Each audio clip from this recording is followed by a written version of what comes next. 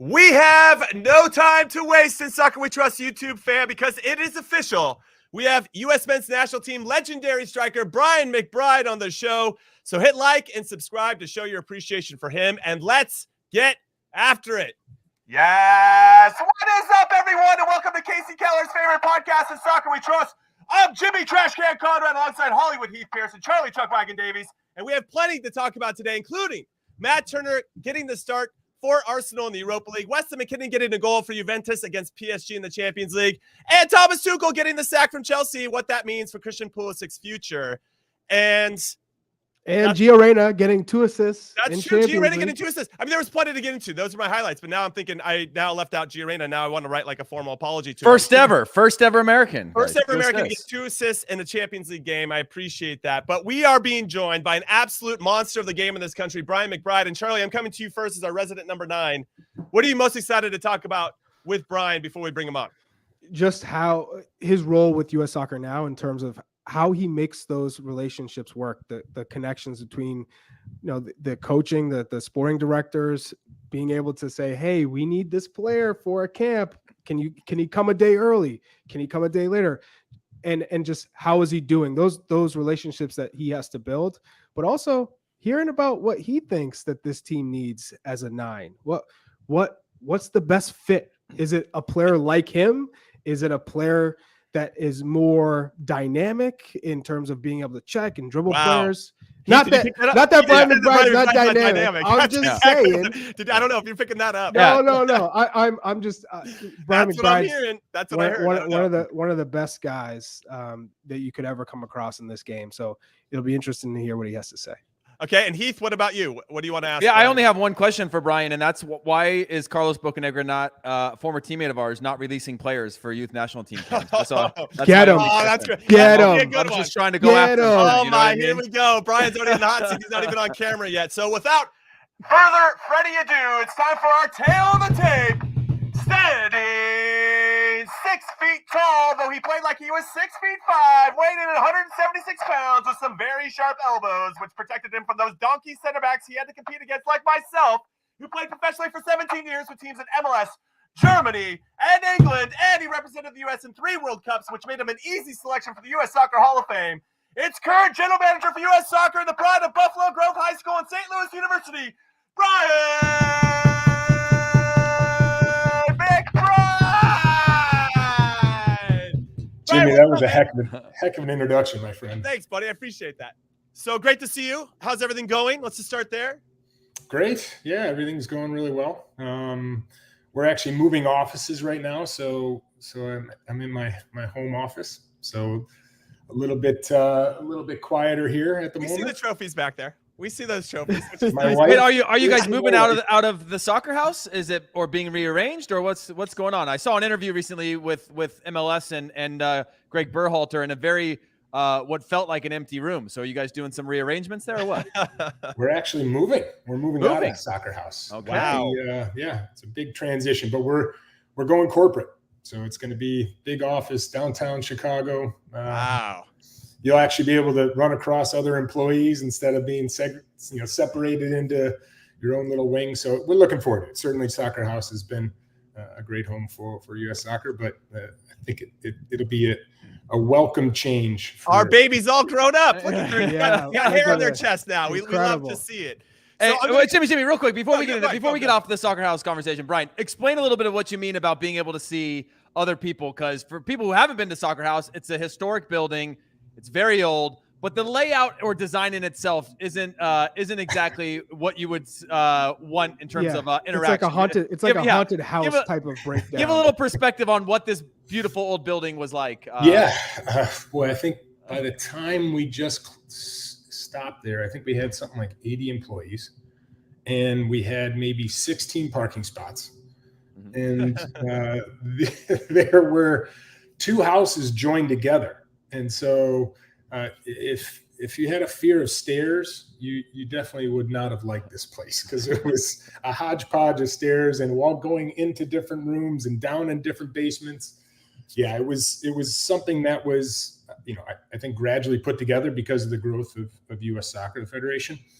And I think they realized we just got too big. But Heath, to your point, you really only got to see certain parts of the federation, and if you wanted to talk to finance, you had to go find finance. If you wanted to talk to communications, you had to, go down 2 or 3 different steps and back up one. So all in all, this will be a much more conducive environment, I think, for us to work in.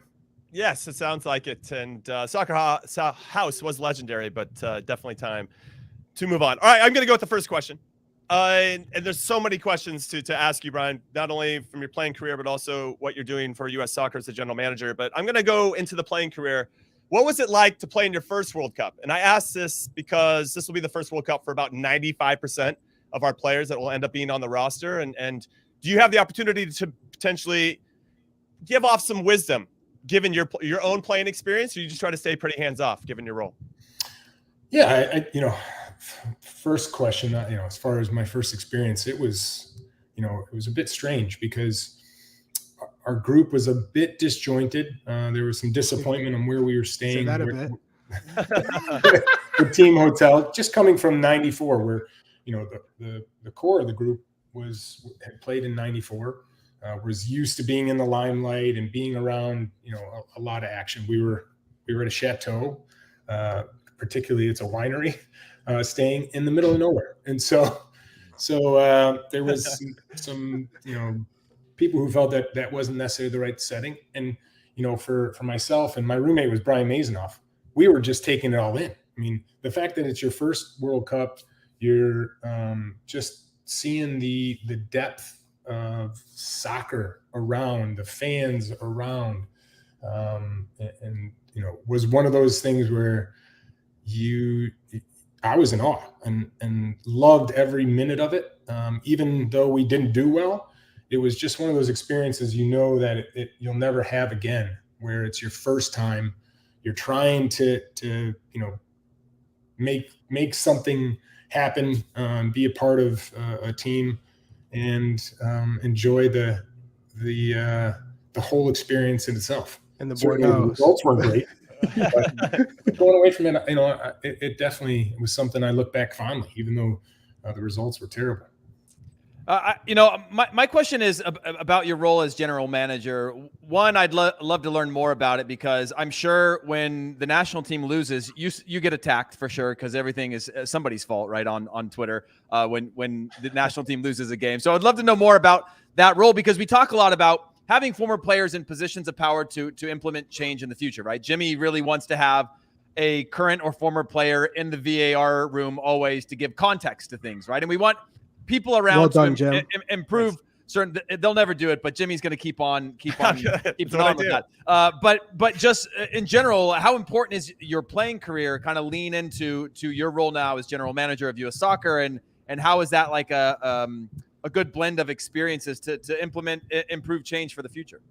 Yeah, it's a good question, Heath. I think it's important in many different ways. I think first and foremost, you have to understand how to support your head coach. And there's times when you're going to say that isn't something that we can do, but there's other times when you feel that it's really important, and you have to help organize those asks. And I talked to Charlie about this separately one time when Charlie was asking me about the position.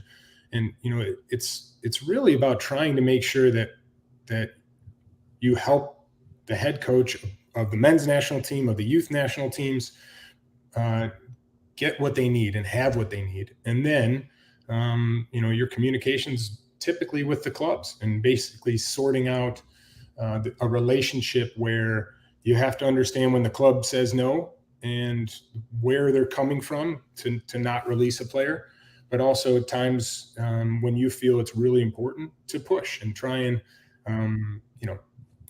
get that ask or that need delivered. So it's a fine line, but it's something that's really enjoyable. And I think having played, you can understand both sides of the asks. So I want to jump in really quick, Charlie. I just want to ask with regard to getting players that have dual nationalities. Are you involved with that? Like with Yunus Musa as an example, Is that more from Greg's perspective, or do you just let all of our players do it? Like just with any DMs they're sending each other? Come on, man, play for us. We're going to be awesome. Or do you have some influence in that side of it too? Yeah. So for Eunice, that was late for me. He was on Greg's radar, and for the men's national team players, because I think it's really important that our head coach has a relationship with those players. It's mostly going to be Greg having those conversations and building those relationships. For me, it comes more into the youth national team side. So along with Tony Lepore and our head coach of that that's a throwback. Yeah. New Hampshire days. Let's go. That age group, hopping on a phone call with the player and the player's parents, and just helping them understand, where we see him in right now in the youth national team, and where we see his pathway to be to attaining a position on the men's national team. So, it's important that people know that we understand those are difficult decisions, and being as open and honest as a federation and as a staff is really, really important. And there's never any promises. There's just more of help to understand how we see that individual a part of our federation. In terms of some of the players that you have to deal with in Europe, Christian Pulisic, Serginho Dest, they haven't had the easiest of circumstances and situations. Do you also make the calls to those clubs saying, hey, what's going on here? Why isn't Christian getting an opportunity? Or is there something outside off the pitch that is preventing them from getting an opportunity? Did you fire Thomas Tuchel? Did you fire Thomas Tuchel? Did you make that call and say, he's like, hey, I know Todd Bowley. Hey, Todd, yeah, I know we're Americans. You got to fire this guy. You got to fire. Christian needs to play, man. You need him sharp for the World Cup. Yeah, for the most part, you do have conversations like that with the other sporting directors. So, I've talked with Dortmund, I've talked with Petr Cech. Those things do happen, right? But they're more of a relationship building side of things. And then, the question will either get answered or they won't get answered.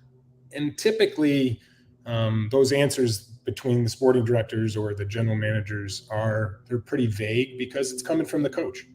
And, certainly there's things that the general manager or sporting director will see, hey, this is one of the areas we're concerned about. But all in all, I think you'll find, just like you guys know as players, the head coach is going to be communicating with the player themselves.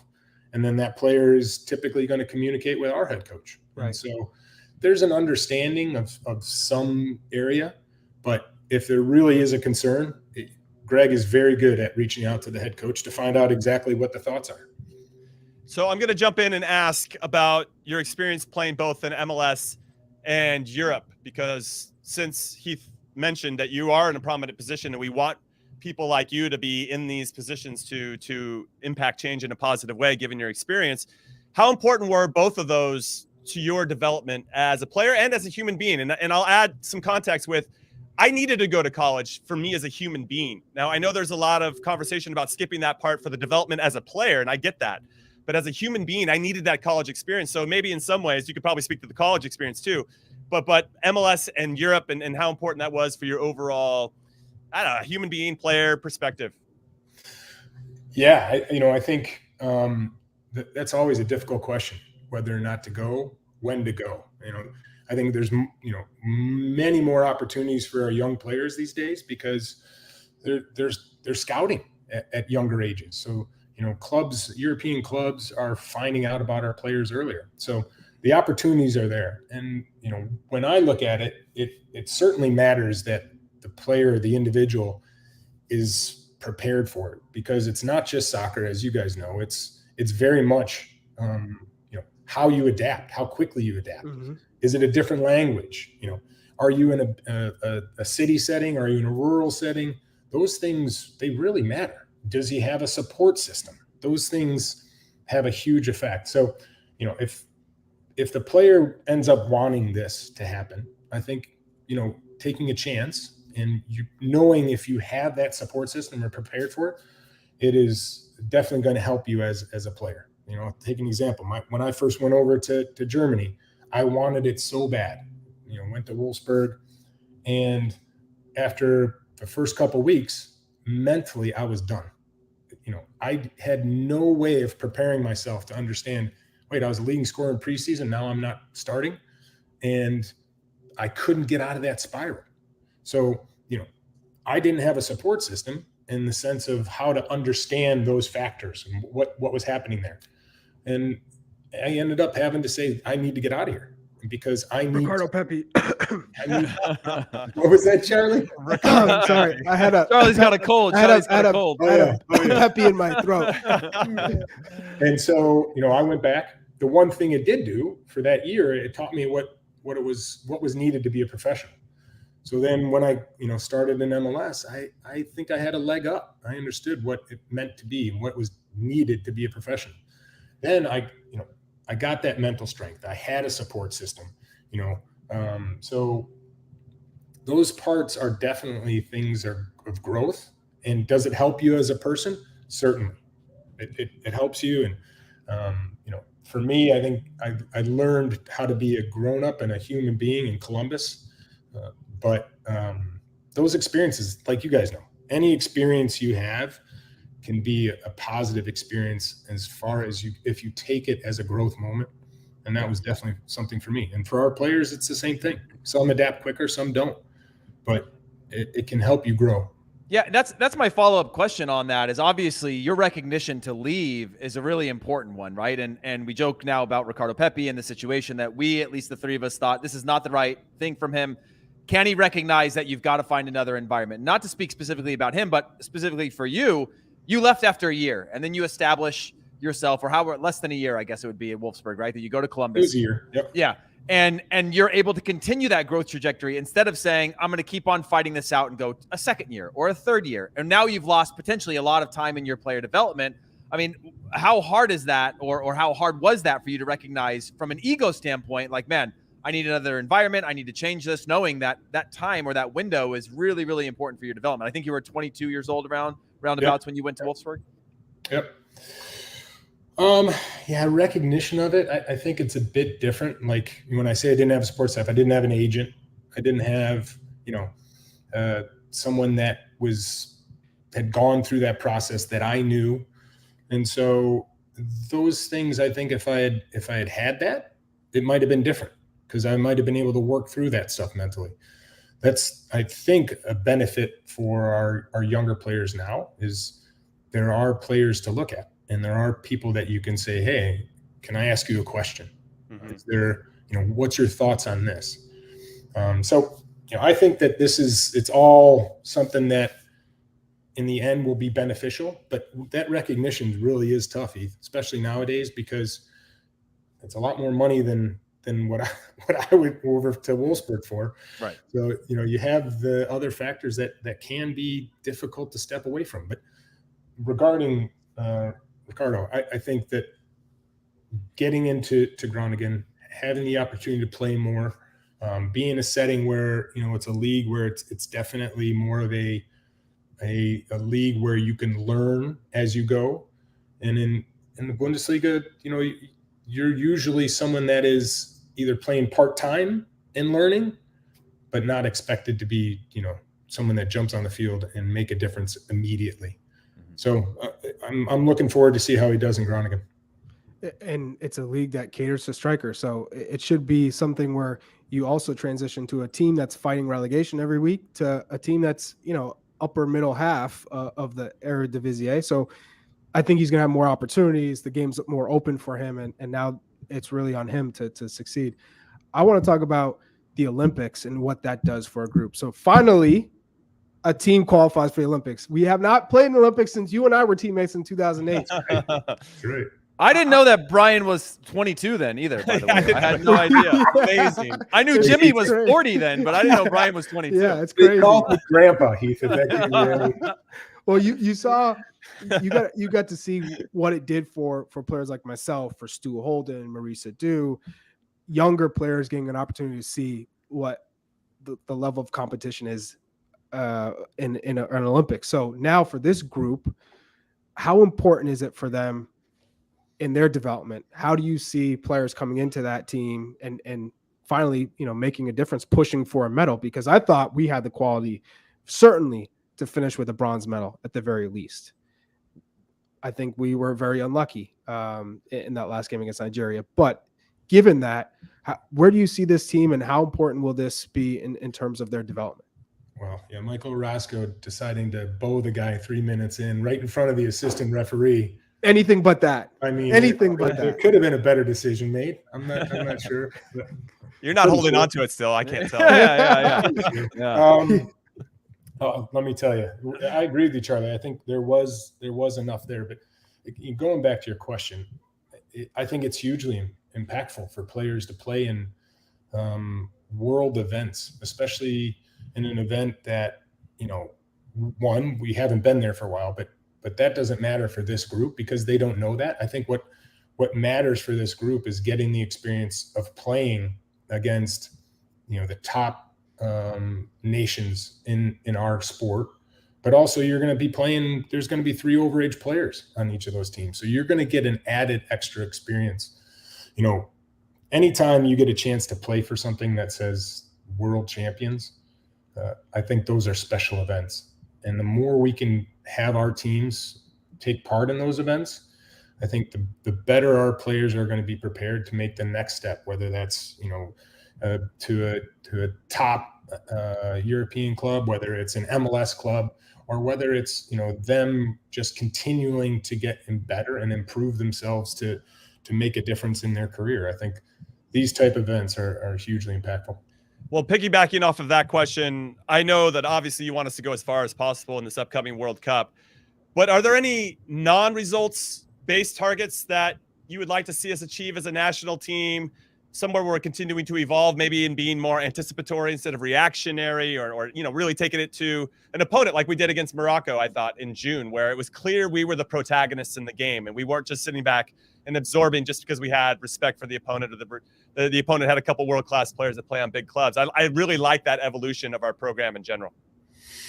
Yeah, and I think the non-results or the immediate results are always going to be wins and losses, and those are going to be important. But the results that we won't necessarily see, I think, are more long-term rather than looking at this World Cup, because it's been great that Greg's had this group, a large core of this group for a period of time now, where he's able to implement how he wants to attack and how he wants to defend, and has the ability to adapt. And when it comes to a World Cup and you talk about being the protagonist, you are going to run into teams that are going to be better than you. And it's how that understanding of you're going to implement a game plan and how cohesive that unit works through that game plan. I think those are where you get the results that are, one, of course, immediate, but two, you can build around that. And you've seen it in past World Cups, or you've seen it in past qualifiers, where a team all of a sudden they get it and they just build on that, rather than the next game out they're saying, okay, I'm not sure how I'm going to do this. And I think the ones in this group, I think is very good at it and understands the ideas at a very high level. So I'm looking forward to that. I hope we're able to do that. I hope we're able to, in the games where we are able to have possession more and be on the front foot, that we just keep getting better at it. And then also understanding when we defend and when we don't necessarily have the ball as much, that we're actually better at it each game. Mm-hmm. I like that. Yeah, I certainly remember, playing for a relegation fighting team in the Bundesliga taught me a lot about the national team, right? Where you are having to create game plans at times where very different than when I was playing in MLS, where you could just show up and kind of have almost equal footing with everybody. And I think that was obviously the environment is different and there's pluses and minuses to everything. But for me, I remember that being something of recognizing, like, you are playing against a team significantly better than you. Can you come out with a game plan and use what you do well to make a big difference? I think is really, really important. Brian, are you actually 6 feet tall? I am actually 6 feet tall. Yeah. That is crazy. wild. I had to look that to me. I was like, there's no way. I had to look it up 3 times. I couldn't believe it. I would have said for sure, not even a question. That he's 6 foot? That I'm or 6'4". taller. At least. Yeah, no, Yeah. I thought we were talking 6'3", 6'4" here. I would have said That's why I said that's how he beat 6'2". I would have said No, he's 6'2". The point that I'm getting at is that you and I brought this up last week about you, that when I think about you in my head, I see a guy with his elbows up, with black eyes on his face, with like probably bleeding from his head, and it's sort of the embodiment of what it was to play for the national team, right? That scrapping, that fighting, that thing that all four of us know what it was like when you put on the jersey and what it meant, qualifying big games like that. And obviously there was a discussion for years of how we moved away from that. Do we need to move away from that to establish a game plan and a culture of who we want to be and dictate something a little bit better on the field? Do you think this new group has that same embodiment? We've seen it come out at times, that fight and sort of that embodiment of the national team. Do you think they have that? Do you think that's culturally part of the national team still? Or are we starting to get to a group of players that are maybe a little bit different and able to not necessarily have to fight be the baseline? They're better than us, Heath, is what you're trying to say. I mean, they're definitely better. They're definitely better. But like, there's a blend to that, right? I don't think You fighting still have to have the grit. You still have Grit. to have Right. that mentality. The talent takes you over the top, but you still have to, at the baseline, you still have to play with that. Yeah, look at the world champions, right? Anybody who's won a World Cup, they're not this just pretty team that plays through it. You always have to have some sort of fight. And, you know, it may be that you have two or three leaders are the ones that have more fight, but the whole group has to be able to be committed together, to defend together. That, you know, there's this understanding in this group that they are much stronger together than they are individually. And I think those are the teams that do well. It doesn't guarantee you to do well by any means, but it certainly gives you the foundation to go and play your soccer. And so I'm excited for this. I'm excited to see, Greg take this group into a World Cup, and it'll be. We are too. be fun. I'll tell you that. I want you you to take off your U.S. general manager hat. Okay. Nope. You are a Can't do 9. that. I Can't was do a that. 9. And take the World Cup out of it. You're looking at this group. What striker best fits this unit?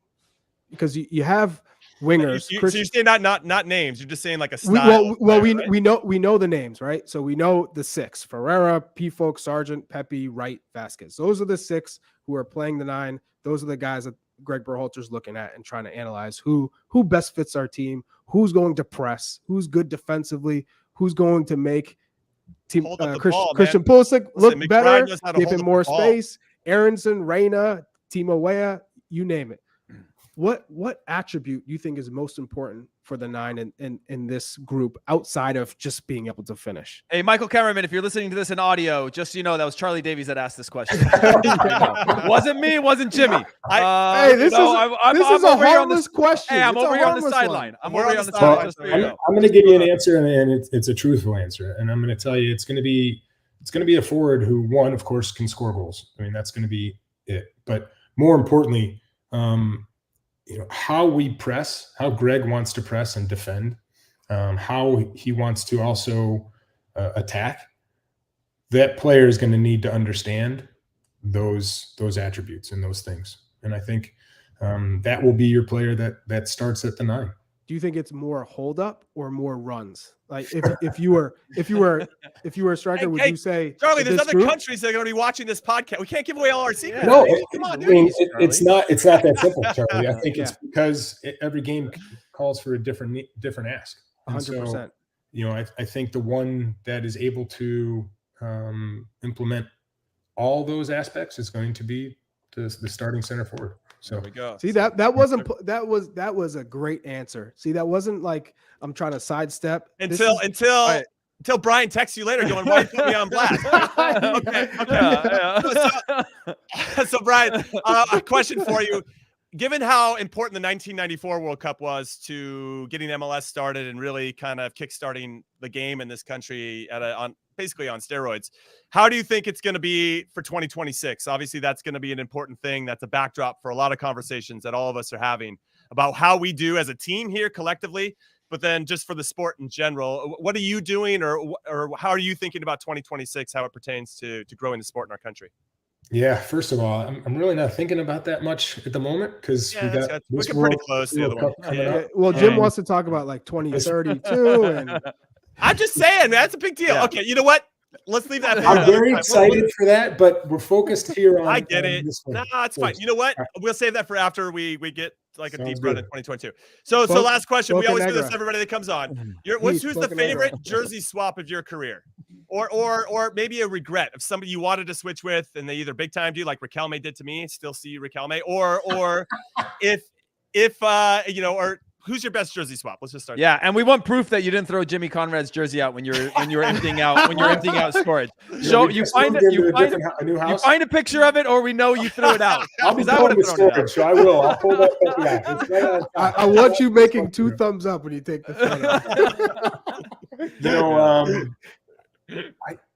I have quite a few jerseys. That's not to brag, but probably the most interesting one I think is. I've got a couple of Italian jerseys, but one's from his club days and one's from his international days. I have the one I have framed is Wayne Rooney's. He wrote a little message to me. Wow. But that's humble brag. Yeah. Flex of the day. Wait. What did Wayne To be Rooney fair, write? I asked if he could sign something. Yeah. It wasn't like he said, "Hey, let me sign it."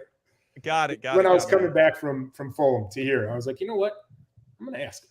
And Was there any pies to the face in your career that you went after? Because we've all kind of got ours where, I've told mine where every Spanish player told me they promised their grandma the shirt. And I was like, you can't all have promised your grandma the same day this shirt. But was there one that you went and asked for and didn't get, or you really hoped for, looked forward to? Let's do it in the locker room. And they locked the door. I'm sure there was. I can't think of anything. The funny thing is being a forward, as Charlie knows, when the game ends, you're typically nowhere near like their special player. No, and you're so with Maldini. They've already what does that mean about center backs? What do you say? Hey, Jimmy, we were special players, dude. The boring back. It all comes out. I was more about convenience. Actually, I'm going to keep this player. one, actually. I'm going to keep my kit and not trade with the boring back. Yeah. Unbelievable. Do you ever trade with a goalie? I've never done that. Raimondo. I did Raimondo. I never traded with a keeper. I think I have like 2 Keller jerseys. Yeah, Casey. Casey was my roommate. He's my buddy. Oh, that doesn't count. I'm talking about like you went and sought after a keeper and you're like, hey, let's trade. And the keeper was like, yeah, you just banged a goal on me, so let's trade for sure. Yeah, that's the thing is either it's got to be a rare circumstance where he blocks 9 shots and you respect each other because you hit him well and he did well. But otherwise, you're like either you beat them or they beat you. Yeah. Unbelievable. Yeah. No, I think I traded with all the American goalies when I played against them. I'm not sure if I have a Timmy jersey. That one I might not have. But I've got Brad's. So who's the best defender that you trade with? Oh, man. That's your question. The best defender I ever played against was Jamie Carragher. And you traded with him? And I don't think so. I was so pissed off because he scored. And that was one of the reasons why I didn't like playing. He scored a corner when I was marking him. Mm. But he set up really well against me because I was never this blazing fast forward. So it wasn't like I was going to. Yeah, Charlie mentioned that earlier. Yeah, sure. I was all about movement. Yeah. I was all about holding the ball up, connecting, and timing getting inside the penalty area. And Jamie was always knew where I was. I was never able to get free in the penalty area. And so those are the guys that made it difficult. Like the others, I love playing against Rio. I love playing against defenders that were physical and in that manner. So you love John Terry? Yeah, I love playing. I love playing against Chelsea. It was awesome. Yep. How many goals did you score against Chelsea? Get a couple? He's like 12. Yeah. Baker's dozen. Do you still have John Terry in your back pocket, Brian? I never said that. England, let's go. I love it. Brian McBride, thank you so much for your time. Thanks, absolutely appreciate you. Best of luck in the coming months, and we look forward to talking to you after it all goes down because I still have a lot of questions about 2026, obviously. Brian McBride! And 98, all the burgundies. Yeah. All right, man. We'll talk to you soon. Brian McBride. Okay, we're going to take our first and only break in Soccer We Trust. When we come back, we'll break down all of the fun action for Americans in Europe this midweek, so don't go anywhere.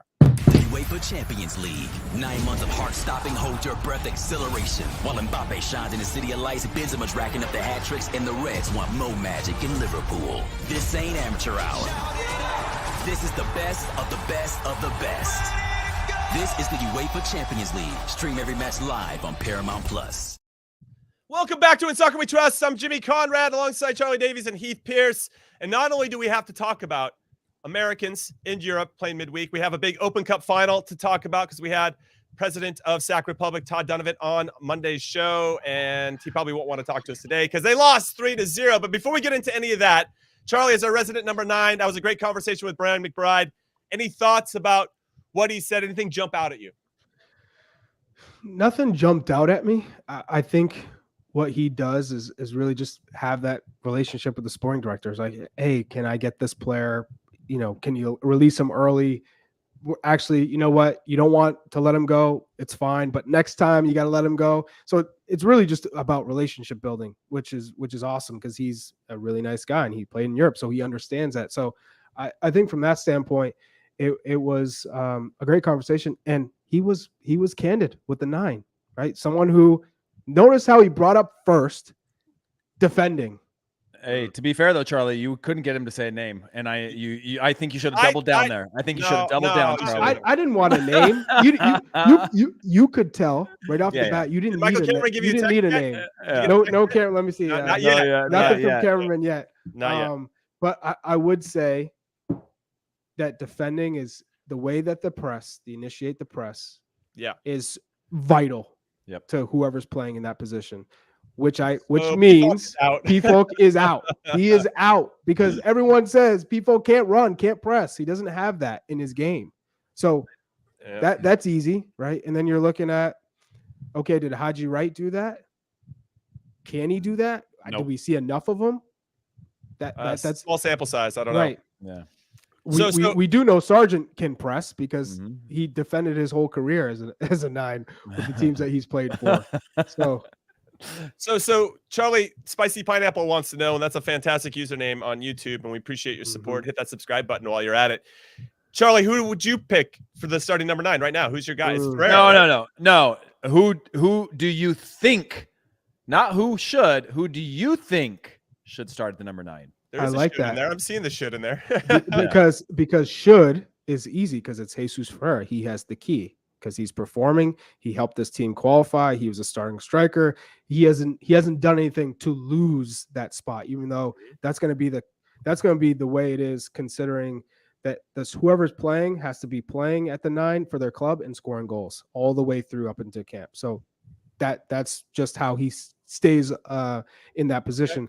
Okay. But right now, it's easy to say Josh Sargent. I see all the comments in here. Sargent, because he's scoring. It's in the championship. I don't want to take anything away from him scoring, but you have to keep that form all the way through. If he gets called into this camp, he has to show something there as well. He will. Because he was my bold prediction. I think he makes the team. And then, I'm still holding out hope for Pepe to turn around in Holland because of everything he offers. I think we're taking 4 strikers minimum, right? Do we say that already? 3 or 4 strikers? Maximum 4. So if you bring Pepe and you bring Ferreira and you bring Sargent, then that 4th spot for me, I still think you got to bring a Haji Wright. Yeah, you got to bring one. I would say P-Fok. I'd say P-Fok goes over Haji Wright. P-Fok's not going to be your 9 in the game. We know that, but P-Fok for sure over Haji Wright at this point.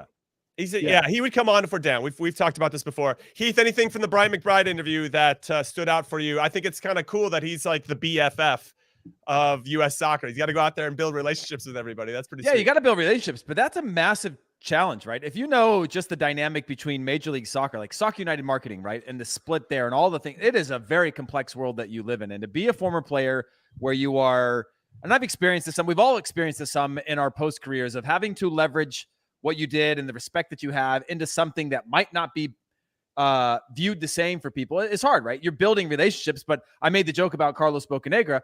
But Carlos Bocanegra doesn't release players sometimes because he's looking from his perspective of the club, saying, "Hey, we've got plans with him. He needs to play in these games, or we've got him on this training plan or development plan." And I don't think him going there is that important at the moment, or whatever his reason. I'm speaking for him. But on the flip side, you're U.S. Soccer. You're like, "Hey, we've gone through this pandemic. We haven't had players in camp for a couple of years now. It's really important to build these teams back up," or whatever their priorities are. Right? We're preparing for a World Cup, or whatever it is the most important thing for U.S. Soccer. And that might not be the most important for MLS or a team in Europe or Liga MX. It's a challenge. It sounds easy to just be like point of contact, but building those relationships, nurturing and managing them is probably pretty complex. Would you guys say it the same with me in terms of the number 9 who should be starting in the World Cup, not who is? Oh, Charlie, we already moved on from that, man. Charlie got it. He's got don't worry about us. We're done. I'm not. I'm good. You called us defenders basic. You and Brian did. You don't get any. You don't even back it from us. Unfortunately, are basic. But what I will say is, because have you heard of a Jimmy? You should just wrap up the show now. Let Charlie have to sit on this until next. It's always the defenders swamping the attackers to be like, "Hey, can I get your jersey? Come on." No, but I would say if you're looking at this lineup right now in the starting 11, seeing Christian Pulisic not playing at all, we still think he's going to start in the World Cup first game. I think that's a set thing. Gio Reyna played on that left side. I don't think that's in stone, Charlie. You don't think it's in stone? No. I think it's in stone. I think it'd be insanity for me to think that. One, it's just hard for me to believe he's not going to play. Enough minutes, 30 minutes a game. And I'm like, Pulisic's getting the start there. I did like Gio Reyna spending some time on the left-hand side in the Champions League. Well, he's going to come inside, right? Yeah. So it works. So I think now the debate too that we talked about before is Zach Steffen and Matt Turner. Now Matt Turner's playing. Zach Steffen left City to get his opportunity to play at Middlesbrough in the championship, and now he's injured. So it's almost like that point was that whole move, the point for the move is irrelevant. And not only that, he's not playing at all. He's not even training. So would you say that cements Matt Turner as a starter now? Cements is strong. I feel like I'm curious. All right. Maybe not cements, but 80-20, 80% to 20%. He's in the lead. He's edged forward.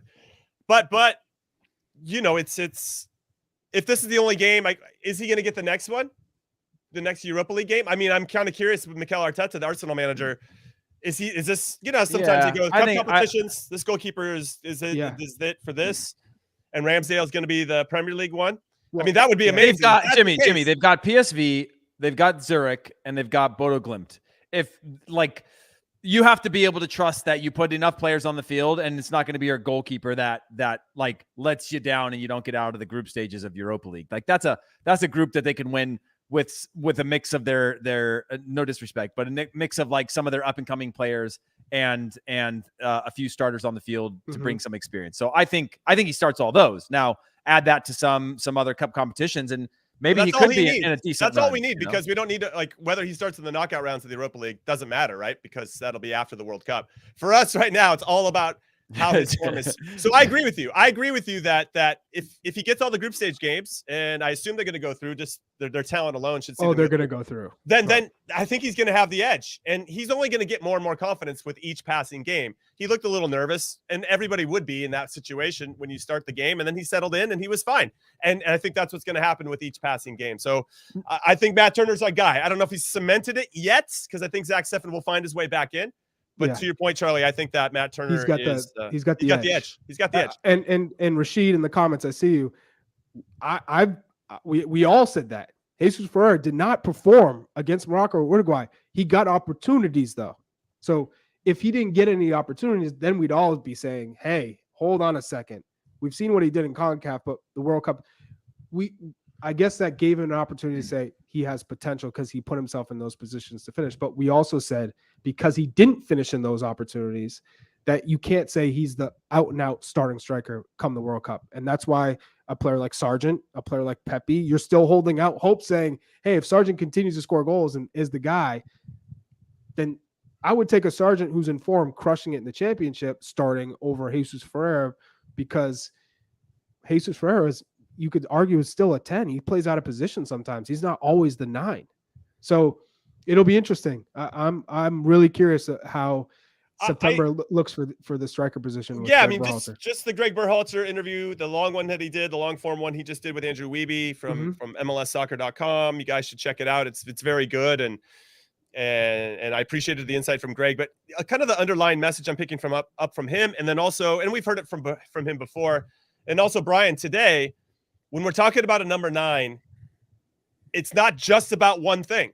Nope. It has to be in multiple things. And so I think that Greg's going to select the player that best fits and maybe raises the game of the guys around him, or creates space for those players to have the success that they're having. So yes, in defense of Jesus Ferreira, didn't score against Morocco, but did he make those runs that created the pockets of space for Aronson and Pulisic to take advantage of? I mean, those are little things. This goes back that matter, though. They matter. Yeah. This goes back to my Ricardo Pepi argument for a while now. Now he's gone so long without scoring or playing significantly that I've walked back on that. But he actually makes players around him better. He presses the way he's supposed to press. His response is always good. He makes the game predictable for players around him. It's the same to Brendan Aronson.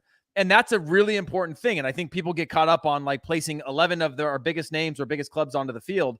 But the way in which this team's going to have to get results somewhere in the group stages is going to require that unit or that predictability to play against anyone. Because when our team was getting beat in qualifying because we weren't pressing well, they play right through us. And that's against CONCACAF opponents. You know, you play against a good opponent where if you don't know how to get into your blocks or what to do in transition, you're in big trouble. So it's an easy win.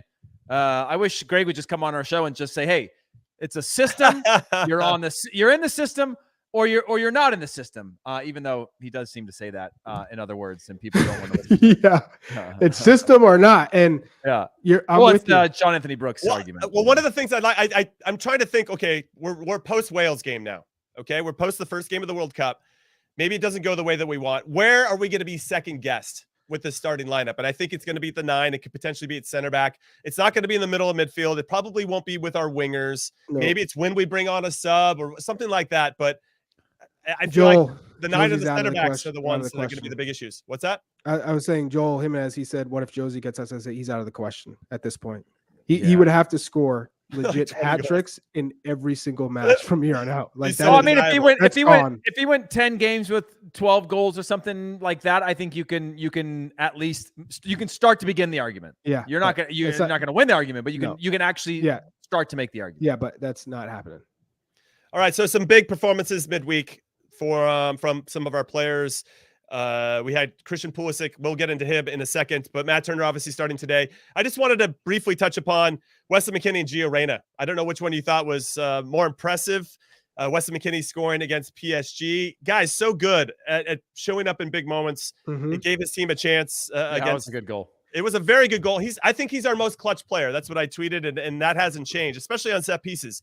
He always seems to find a way to create some space to get something on goal. I remember even when we didn't play well against Canada in Canada, we lost that game 2-0 in World Cup qualifying. Our best chance was Weston McKennie on a corner, and I think that's probably going to be a point of emphasis for the England World Cup. McKennie corner, England, boom. Oh God, inject that straight into my veins. I hope from your lips to the soccer god's ears for that to happen. And then Gio Reyna coming off the bench because Torgan Hazard got hurt 23 minutes into Dortmund's game, and he has 2 assists, and he looks pretty spry. He doesn't look 100% fit, but he still obviously is thinking so quickly, and he's got the ability to change games on his own. Charlie, if you want to go with this, I was going to say performances with those guys. Well, Jim, the best thing about those 2 assists, the first one, because Charlie, hold on.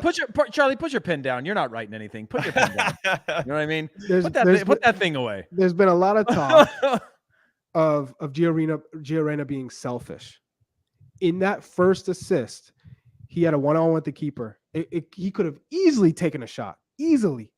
He decides to pass. That's growth for me. And that also shows, hey, he's willing to make the best decision in those cases where he could score and take that glory, whatever, in Champions League. No, he made the smart decision. Let's just stay healthy. Stay on the pitch, Gio. You want to know what selfishness is? Julian Brandt in that game. I don't know if you saw that guy, but that's an example of somebody who didn't pass the ball one time, and there was like 6 tap-ins, and every single time you see all the attacking players do like here, I'm here, look around. Yeah, exactly. So that was an example. But honestly, though, we don't have a lot of selfish in our national team. We have a lot of foolishness at times where dribbling when you should pass when you should dribble, that sort of things of not making the right decisions. But we don't have selfishness. And when Gio Reyna, we always talk about players like, when they get angry is when they get good. Like Gio Reyna, if he's going to be that selfish player that delivers on that, I'm cool with that. And you can see who wouldn't be the potential he has that to do in spectacular things that make him different than any other player in our national team pool. And even though I'm assuming they didn't expect to use him more than 30 minutes in that game. So Julius has come out and said Charlie has a case labeled analyst. That's pretty funny. Yo, we got some funny people in the comments, man. Our community, you can always our community is undefeated. For like so shout out to the In Soccer We Trust community. You guys are undefeated with the comments. So let's talk about Christian Pulisic. And Brian McBride didn't confirm or deny whether he helped get Thomas Tuchel fired, but he had a good chuckle about that situation and us joking about it. I don't know if it's going to change for Christian Pulisic. They just brought in so many players that are kind of in his way. Heath, I'll come to you with Raheem Sterling. You got to play Raheem Sterling. Aubameyang comes in, which is crazy because that's probably felt like a personal move for Thomas Tuchel, given their experience at Borussia Dortmund together. And now Tuchel's gone like 36 hours later. But I still think that nothing is going to be a slam dunk here for Christian Pulisic. I still rate him over Mount, though. I rate Christian Pulisic when he's at his best over Mason Mount. It's hard to disagree with you on that because this year, especially, Mason Mount's not been informed this year. Mason Mount does. And I'm okay with that. I want that to lead right through the World Cup. Yeah. Keep going, Mason Mount. You're doing a great job. But yeah, I think he's still going to have to go and earn it, but you're going to get a reset. And now, like Charlie had mentioned, like you're going to come in here and create a system of play or a style of play within your team. And now it's going to be up to Pulisic to adjust to that and not have it just be like, this is how I play me or don't play me. And that's what you get at the top level. Some guys are just play me or don't play me. And this is how I play, or I bring this to the table. And that's what you brought me for. You didn't bring me to turn me into somebody else. And that's the difference between, them and me, who is just like, I'll do anything to get on the field, guys. Charlie, your thoughts on this whole Chelsea situation and what it means? Yeah, it's tough, but what I love about Graham Potter is he has an identity, he has a style, and he's good at helping the youth or younger players get opportunities and make the most of those opportunities, play to their strengths. Christian Pulisic, I see Kai 718. He says, go look at Mount's best season and look at Pulisic. Puli hasn't done it yet, not even close. What I would tell you is when Pulisic has been at his best, the problem is there hasn't been consistency because he gets injured. When he's at his best, and if you could keep him at that form, he is better than Mason Mount. I would take Christian Pulisic at his best in peak form over Mason Mount in his peak form because I think he's more dynamic. He gives you more. On the dribble, he's able to create more. As Mason Mount is good in possession, but he's not the best 1v1 player. Mm-hmm. You give him space, he can shoot from distance. He has an absolute blast of a shot. But Christian Pulisic, combinations, playing quick, that sharp turns and cuts. I would take Christian in a player for player situation. If you told me Christian's not going to get hurt and he's in the right frame of mind. Right now, you get a new coach. I've been there before. It gives you hope because you get into that rut, which Brian McBride touched on. Nothing is going to pull you out. You just keep thinking about the negatives, and whatever you do, it's not good enough. And the coach has a certain just a stigma. He's just saying, you know what? I'm going to just classify you as this type of player. Mm-hmm. Now, Graham Potter, he's like, I have another chance to give you a different first impression. I have a chance to impress you in training so that you feel confident putting me on the pitch and putting me in a position to succeed. So it's always going to be better than what you had with Thomas Tuchel, because in Thomas Tuchel's mind, you're not good enough. Right. And you heard Jamie Carragher yesterday say, no, I don't think he's good enough to be in the team. How can you say that? How can you say he's not good enough to be in the Chelsea pitch or in the group if he's been your most outstanding player at times? So these English guys, come on. It's time. It's time for Thierry went after him too, saying like it's got to be about you. Sometimes it can't be about everybody else. It has to be about you. I get that to a certain extent, but like the depth that they went and brought in players. They had 7 players they were rotating between over the last 2.5 seasons at Chelsea, and never really even once established like what the starting team is. Only this recently that got Tuchel fired did they actually start to try to implement like, this is my best 11-ish. You know, They had 8, 9, but like they're attacking 3 with Werner and Havertz and you know, whatever the 5 other ones. It's like, come on, Havertz was your starting striker. What did he show to be a starting striker at Chelsea? If you could put Havertz next to Drogba, yeah, it doesn't. Different class. Let's be real. That's not even a conversation worth having, to be honest. What I'll say is, when I look back at Brighton's games this season, they've played 3 in the back in, I think, 6 or 7 of them. And that's going to fit well, obviously, with how Chelsea likes to set up, or at least this current iteration, because I don't think he's going to change too much from the placeholders that Thomas Tuchel's put in place. It just makes me worried that that's just going to cause less space. There was one game where they won 2-0, where they played with a 3-5-1-1 Brighton, with Welbeck up top, with Adam Lallana underneath. I wonder if Christian could play that underneath spot. But if you're playing 3-5-2, you're going to have your 3 center backs. You're going to have Reece James on one side. Cucurella played for him at Brighton, or Chilwell. And then you're going to have somebody holding. You're going to have a Kovacic. You're going to have a Conte or Jorginho, assuming they're healthy. You're going to probably have a Mount. You got to find room for Sterling. Jimmy, what Chelsea game are we previewing right now? It's not. I'm just trying to decide where he fits. Like, where is he going to play in this 3-5-2? It's going to be central. I got him on, Charlie. I got him on, Charlie. That was a good one. Jimmy's a wealth of knowledge, though. No. But I'm just saying, like, where? It's an where audition for an interview. Todd Bowley. Jeez, Jimmy, you want the head coach job or not, dude? Just send in an application, dude. I did. I tried. You know what I mean? Tried. They said I wasn't ready yet. So, but I just wonder where he's going to fit within that system, given what Graham Potter's done with Brighton this particular year. And do you think he changed? Do you think Graham Potter changes based on the players that he has, or do you think he's coming in, or they're bringing him in under the auspice of like what he did at Brighton? Like, listen, I think that Thomas Tuchel is a dick. He just seems like a dick. Okay, and he got really brash at the end. He did the same thing when he was at Dortmund. Mm-hmm. He did the same thing when he was at PSG. When things weren't going his way, he got really antagonistic and started making comments very similar to what he'd just been doing recently. And this seems like a pattern in his behavior when he gets upset about something. Yeah, potentially. Yeah, there's all. Yeah. So what do you do? Like, I don't think you change too much ultimately, but I do think that Graham Potter's going to come in and just be a contrast to that style, that mentality. Cream cheese go off. So that's it's almost similar to Leeds and the Bielsa, who was very hard driving, and you bring in a Jesse Marsch, who's a lot more positive and maybe communicates in a better way than Bielsa was. And that might be what Chelsea needs to kind of just feel refreshed in that players. And hopefully Christian will also respond to that in a positive way and just get some minutes. Obviously, I think he's going to get an opportunity to do something. But when this whole conversation about Mason Mount and Christian Pulisic, Mason Mount, I think, gets about 10 times more chances to prove himself than Christian Pulisic does. And Pulisic's held to like this incredibly high standard that Mount's like, well, he was a little tired. You know, there's always some BS excuse as to why Mason Mount didn't play well, whereas Christian's like the worst player of all time if he doesn't score. Yeah, because he gets to start every game without trying. Of course he's tired.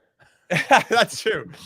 Okay, last topic before we let everybody go. The U.S. Open Cup final happened last night in Orlando City. They hosted every single game. It was 0-0 till the 75th minute when Sacramento made a mistake and they got punished. That was 1-0, and you could see that they just kind of got a little bit tired, and they ended up losing 3-0. Orlando City wins their first ever trophy as an MLS club, and it was pretty cool to see them win it. Congratulations to them. Heath, Oscar Pereira. Oscar Pereira, yeah, came on the show. He's a friend of the show, and it's exciting for him in particular to really turn that whole franchise around, Heath Pearce. Yeah, I mean, it's amazing. You know, I think Orlando as a club generally have gone through a lot of cultural changes over the years. So to establish and get themselves a significant trophy, it is a long way to any final. And to get that, it was good. They were a much better team than on the field than Sacramento were. I thought Sacramento is kind of like the longer it goes, it plays into their favor. But Orlando pretty much had control of that. It's a huge result. Fans showed up for it, and yeah, congrats to Oscar.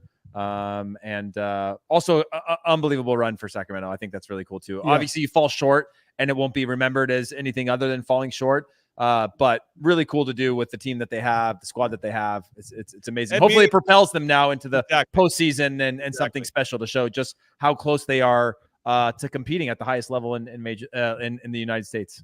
And Charlie, now Orlando, by winning the US Open Cup, they booked their ticket to the CONCACAF Champions League. It'll be pretty cool to see them in that competition next year. Vamos. So Vancouver and Orlando are the two teams who are going to be representing MLS and CCL right now. And you still have Supporter Shield as well as the MLS Cup champion. And then there's a third team that is like the second best team.